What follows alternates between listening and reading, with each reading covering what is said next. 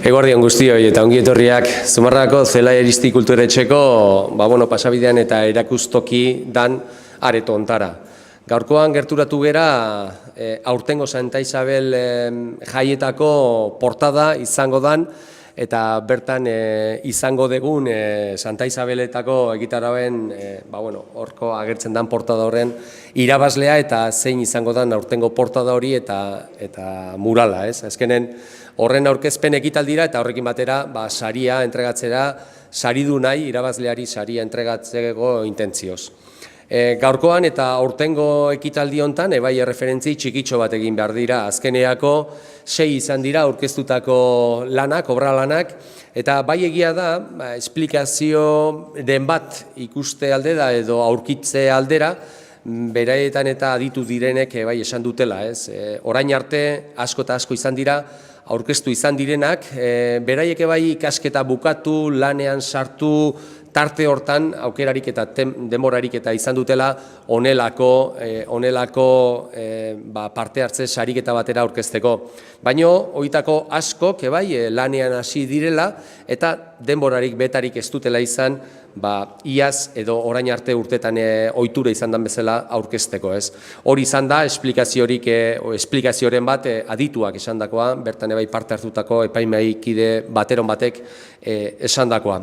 Honekin baterare bai esan beharra dago, datorren urtera begirare bai, beste intentzio batekin, beste ampliazio batekin ari galela eta ampliazio eta intentzio horrekin ari gera ikasle batzuei, ikas toki batzuetara bideratu jun eta berai bai eskaintza hori luzatu, ez?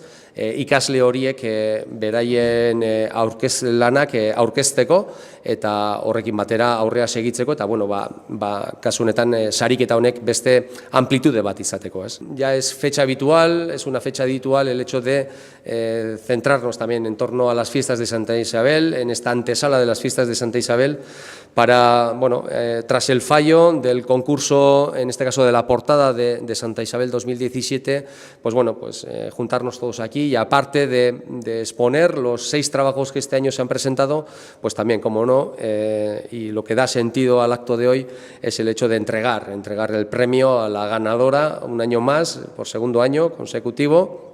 Y en este caso también nos hemos juntado con esa intención. Decir que este año también han sido, como he dicho antes, mencionado anteriormente, son 6 los trabajos presentados y la posible explicación que se han dado también por parte de algunos miembros del jurado ha sido también de que hay como un cambio generacional en este sentido y gente que ha podido presentar sus trabajos para la portada, para este concurso, son gente que ya se ha inmerso, que ya empezaba a trabajar y ello también es beneficio para ellos, en este caso en detrimento, ¿no? No sé si a la pluralidad o a la cantidad de trabajos presentados.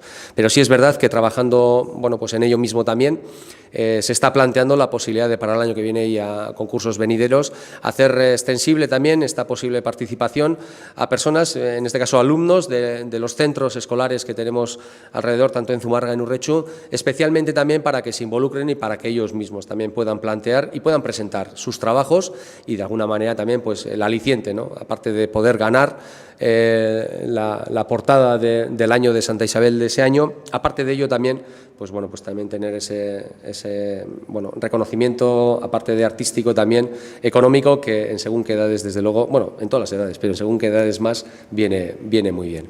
Besterik gabe, hitza irabazleari pasa aurretik, beste behin zorionak, Maite, eta urtetan eta aurrerantzean bai segitzeko, intentzioa ez dakit izango duzun, espero de baietz eta horrekin batera, zorionak.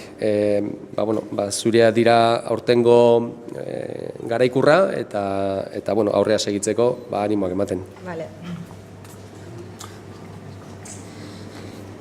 Maite Arboniez Etxaniz da aurtengo irabazlea iaz bezala. Lehenengo eskerrik asko, saria emateagatikan, eta gero baita esan nahiko nuke, esan duen bezala Mikelek, aurten ez diala kartel gehiegi presentau eta animatzeko, ze denon aukera badala eta saiatzeak ez dola ezerrek entzen eta gustatzen zaion oroi parte hartzeko, polita dala. Eta gero, kartelan nundi noa sortu duten aurtengo kartela, pixkat oinarritu naiz, pertsonan irudian, naiz eta horrez dan ikusten, ideia izan zen pertsona, ez? Eta pixkat dantzarik, ezpata dantza egiten duten dantzarik, eta kasu honetan, irrintzikok, eman duten, aldaketa, justo ezpata dantza egitean arira. Lehen garai baten muti bakarri parte hartzen zuten, emakume bestera batea baita ez, gonbidatu ezela bukaeran edo aukeratzen zituztelako plazara etortzea, baina aldau dute eta nik hartu nun kriston poza, eta hortik hasita pentsau nun hori, politia izango zala irudikatza dantzari hoe, baina genero gabe. Osea, hor utxune badao eta edonor izan daitekela hori, dantzaria, gaur egun edonor da dantzaria eta dantzai ematea garrantzia, ez? Eta hori, gero bai jarri nula Zumarragan pixka jolastu non zu horrekin, zu deno gehala azkenen jaietako partaide eta denon eskutan daola, guna ditugun jai horiek sortzea, parte hartzea eta parekidek izatea. Eta hoxe, hortik, más o menos. Hau, baina oso pentsa, Osea, hola, ia eguneko. Ya.